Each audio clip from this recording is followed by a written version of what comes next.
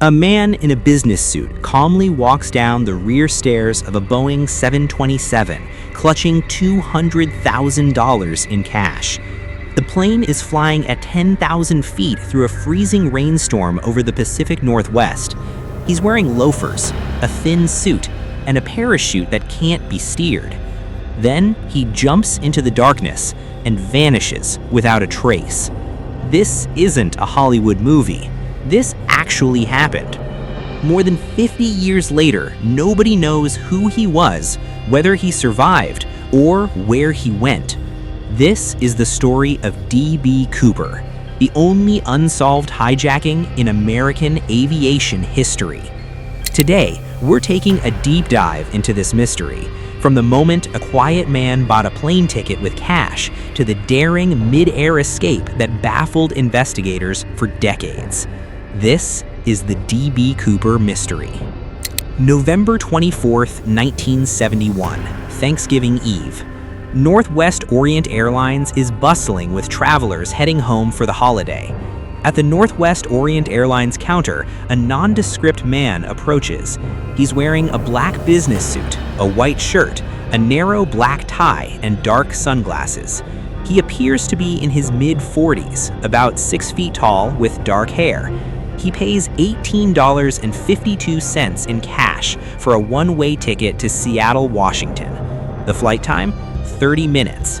When asked for his name, he replies simply, Dan Cooper. There's no security screening, no metal detectors, no identification required. This is 1971, and air travel is a completely different world.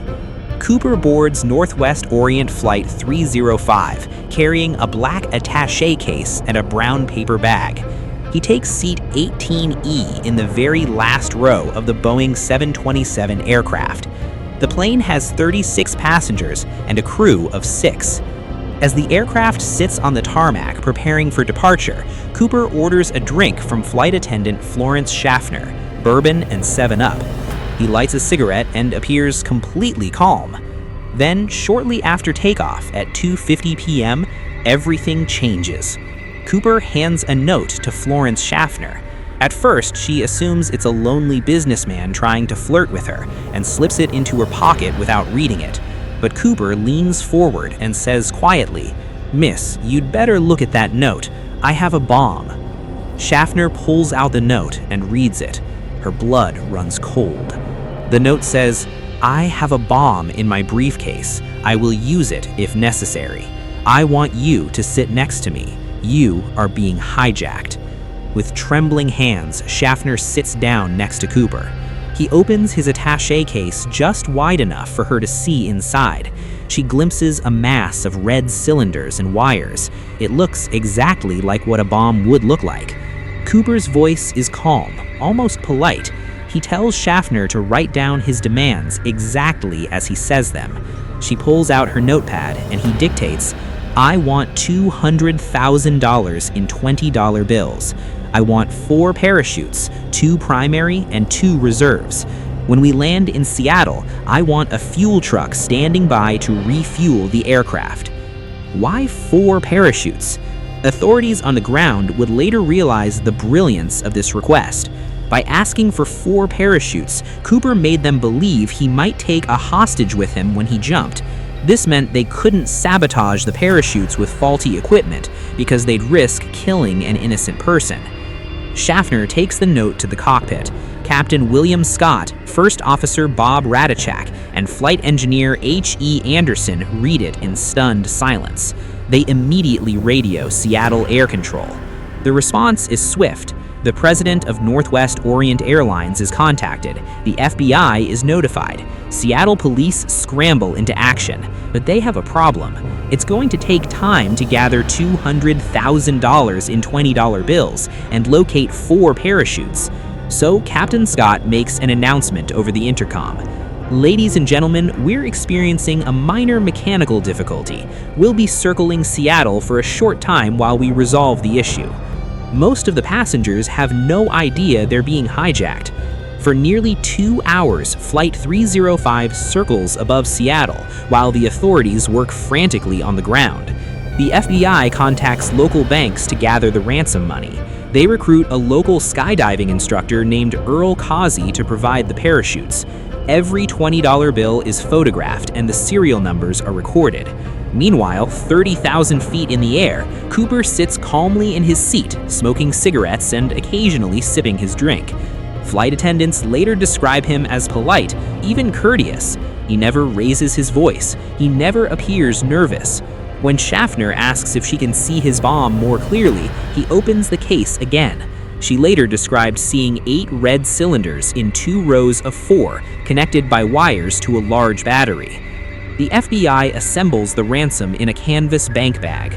$200,000 in $20 bills weighs approximately 21 pounds. The parachutes are carefully selected, 2 primary back parachutes and 2 reserve front parachutes. At 5:24 p.m., the ground crew radios Captain Scott. "We have the money and the parachutes. You're cleared to land." Cooper has specific instructions for the landing. The cabin lights must be dimmed, no vehicles can approach the aircraft. A single unarmed Northwest Orient employee must drive out alone with the money and the parachutes. The 727 taxis to a remote, brightly lit area of the tarmac, exactly as Cooper demanded. The passengers crane their necks to see what's happening, still unaware they've been hijacked for the past 3 hours. Cooper orders flight attendant Tina Mucklow to go to the rear stairs and receive the delivery. A Northwest Airlines employee drives a company car to the aircraft. Mucklow lowers the stairs, and the employee hands up the canvas bag containing the money and the 4 parachutes. Cooper inspects everything carefully. He opens one of the parachutes to examine it, checking for any signs of sabotage. Then he makes his next demand: release all the passengers and 2 of the flight attendants. Keep only the flight crew and Tina Mucklow. As the 36 passengers deplane, they're confused but relieved. Most still don't know they've just survived a hijacking. It's only when they reach the terminal and see dozens of FBI agents and police officers that they realize something serious has happened. Now it's just Cooper, the 3-man flight crew, and Tina Mucklow, alone on the aircraft. And that's when Cooper reveals the next phase of his plan. It's now approaching 7 p.m. on Thanksgiving Eve over the Pacific Northwest. Cooper's instructions are precise and reveal an intimate knowledge of the Boeing 727. He tells the flight crew, "We're going to Mexico City, fly at minimum speed, gear down, flaps at 15 degrees, maintain an altitude of 10,000 feet or lower. The rear stairs must remain down. Cabin pressure must be equalized to match outside pressure. Do not turn on the cabin lights, and everyone on the flight crew stays forward of the first-class curtain." Captain Scott protests, "We can't take off with the rear stairs down. It's aerodynamically impossible." Cooper's response is chilling in its expertise. "Yes, you can. Just put them down after you're airborne."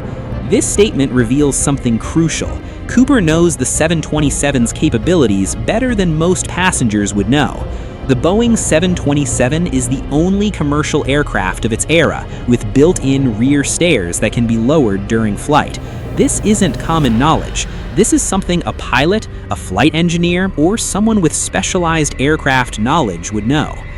The crew also explains that they can't fly all the way to Mexico City without refueling. Cooper agrees to a refueling stop in Reno, Nevada. At 7:37 p.m., Flight 305 takes off again. The plane carries only 5 people now: the 3-man flight crew in the cockpit, Tina Mucklow, and Cooper. Cooper orders Mucklow to join the flight crew in the cockpit and stay there. Before she goes, she notices that Cooper has been working on something. He's taken apart one of the reserve parachutes and using the nylon cord to tie the canvas bag containing the money around his body. "Go to the cockpit and don't come back," Cooper tells her. His voice is still calm, still polite. Mucklow goes forward and closes the curtains separating the first-class cabin from the rest of the plane. The crew can't see what Cooper is doing in the back of the aircraft. Meanwhile, on the ground, the FBI is in full crisis mode. They've scrambled military aircraft to follow Flight 305. F-106 fighter jets are initially deployed, but there's a problem. These jets are designed to fly at over 1,500 miles per hour. Flight 305 is cruising at barely 170 miles per hour with its landing gear down and flaps extended. The fighter jets can't fly slowly enough to keep pace. The military quickly switches to T-33 trainer aircraft, which can fly at lower speeds. But in the darkness and rain, maintaining visual contact with the 727 is nearly impossible. Inside the cockpit, the flight crew is monitoring their instruments carefully. They've been ordered by the FBI to watch for any signs that Cooper has jumped. At approximately 8 p.m., about 25 minutes after takeoff from Seattle, they notice something. The aircraft's tail section suddenly lifts upward. The cabin pressure changes briefly. An indicator light shows that the rear door is open. Captain Scott immediately tries to contact Cooper via the intercom. No response. He tries again. Still nothing. At 8:13 p.m., there's another change in air pressure and another movement of the tail section. This is consistent with weight being removed from the rear stairs. The crew believes Cooper has jumped, but they can't be certain.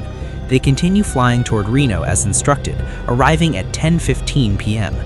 As soon as the plane lands, FBI agents and police officers swarm the aircraft with weapons drawn. They find the plane empty except for the flight crew and Tina Mucklow. In the cabin, they discover Cooper's black clip-on tie, his mother-of-pearl tie clip, 2 of the 4 parachutes, including 1 reserve parachute that had been cannibalized for its nylon cords, the brown paper bag, 8 cigarette butts, no bomb. The briefcase with the so-called bomb is gone. No Dan Cooper, no parachute, and most importantly, no money. $200,000 has vanished into the night sky somewhere over the forests of Washington state. The FBI immediately launches one of the largest manhunts in American history. They name it Operation Norjack, Northwest Hijacking. By analyzing the flight data, wind conditions, and the exact time of the pressure changes, the FBI estimates that Cooper jumped somewhere over the wilderness of southwestern Washington, near the town of Ariel, just north of the Oregon border. The jump zone is calculated to be near Lake Merwin, in the shadow of Mount St. Helens. But here's the terrifying reality of what Cooper did. He jumped at night in freezing rain over densely forested wilderness from 10,000 feet. The winds at that altitude were over 200 miles per hour. He was wearing a business suit, a thin raincoat, and loafers. The parachute he used was a military surplus NB-8, which cannot be steered. It's designed for emergency bailouts, not precision landings. Even experienced paratroopers would consider this jump extraordinarily dangerous. Jumping at night into trees is a nightmare scenario. The risk of getting tangled in branches, breaking bones, or being impaled is extremely high. And even if Cooper survived the landing, he'd be in the middle of nowhere, soaking wet in near freezing temperatures, carrying 21 pounds of cash. The day after Thanksgiving, the U.S. Army deployed over 1,000 troops to search the area. Helicopters scoured the forests. Search parties combed through the wilderness on foot. The FBI used the SR-71 Blackbird, America's fastest spy plane, to photograph the entire flight path from high altitude. They found nothing. No parachute, no body, no money, no trace of Dan Cooper whatsoever. It was as if he had simply vanished into thin air. The FBI's investigation into D.B. Cooper became one of the most extensive in Bureau history. Over the next 5 years, they would interview hundreds of people and examine over 800 suspects. But first, they had to figure out who this man really was. The name Dan Cooper appeared to be an alias. Interestingly, the press made an error early in the investigation. A reporter misheard the name as D.B. Cooper instead of Dan Cooper, and the incorrect name stuck. To this day, he's known worldwide as D.B. Cooper, even though he never used that name. The FBI had some evidence to work with. They had detailed descriptions from multiple flight attendants who had spent hours with Cooper. They had his fingerprints from the in-flight magazine he'd been reading. They had the tie and tie clip he left behind, and they had cigarette butts with his saliva. From this evidence, they created a profile. White male, mid-40s, approximately 6 feet tall, 170 to 180 pounds, dark hair, brown eyes. He appeared to have military training or experience with aircraft. He was calm under pressure. He was polite and soft-spoken. He knew how to operate a parachute, and he had extensive knowledge of the Boeing 727. The FBI also analyzed the physical evidence for clues. In the 2000s, scientists examined Cooper's tie using electron microscopy. What they found was astonishing. The tie was covered with over 100,000 microscopic particles, including rare metals like pure titanium, high-grade stainless steel, and bismuth. These materials suggested Cooper might have worked in a specialized industry like aerospace, chemical engineering, or metallurgy. But despite all this evidence, the FBI couldn't identify Cooper. Every lead seemed to hit a dead end. Fingerprints didn't match anyone in the database. Hundreds of suspects were investigated and eliminated. Then, on February 10, 1980, 9 years after the hijacking, there was a breakthrough.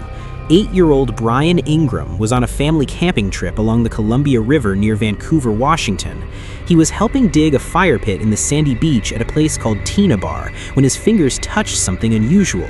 He pulled out 3 packets of deteriorating $20 bills, still bound by rubber bands. The serial numbers matched. It was Cooper's ransom money, $5,800 in total. The FBI descended on Tina Bar immediately. They conducted extensive searches of the area, both on land and in the water, but they found no additional money, no parachute, no remains. The discovery of the money raised more questions than it answered. Tina Bar was about 20 miles away from the suspected jump zone. How did the money get there? There were 3 main theories. Theory 1, Cooper died in the jump and his body and the money eventually washed down the Columbia River system, where the money became buried in sediment at Tina Bar. Theory 2, Cooper survived but dropped or lost the money bag during the jump and it naturally ended up in the river through groundwater or flooding. Theory 3, Cooper survived and deliberately planted the money at Tina Bar to throw off investigators. In 2020, scientists analyzed diatoms, microscopic algae on the bills. Their findings were surprising. The diatoms present only bloom in spring, not in November when Cooper jumped. This suggested the money entered the water several months after the hijacking, not immediately. But it still didn't answer the fundamental question: did Cooper survive? Over the decades, the Cooper case became a cultural phenomenon. Books were written, movies were made, documentaries explored every angle. In Portland, there's an annual D.B. Cooper Days celebration. He became a folk hero to some, an anti-establishment Robin Hood figure who outsmarted the FBI and the entire U.S. government. But the investigation continued. The FBI examined hundreds of suspects. Kenneth Christensen, a former Northwest Airlines employee and military veteran who bore a resemblance to the composite sketch and died in 1994. Dwayne Weber, who confessed to his wife at his deathbed in 1995 that he was Cooper, though the FBI found his claims lacked credibility. Robert Rackstraw, a Vietnam War pilot and convicted criminal who was investigated multiple times. Some amateur investigators were convinced Rackstraw was Cooper, though he denied it until his death in 2019. William Gossett, a U.S. Army veteran and skydiver whose family suspected his involvement, and many others. By 2016, the FBI had officially investigated the case for 45 years. They had looked at every angle, pursued every credible lead, and came up empty. On July 12, 2016, the FBI made an announcement. They were suspending active investigation of the D.B. Cooper case.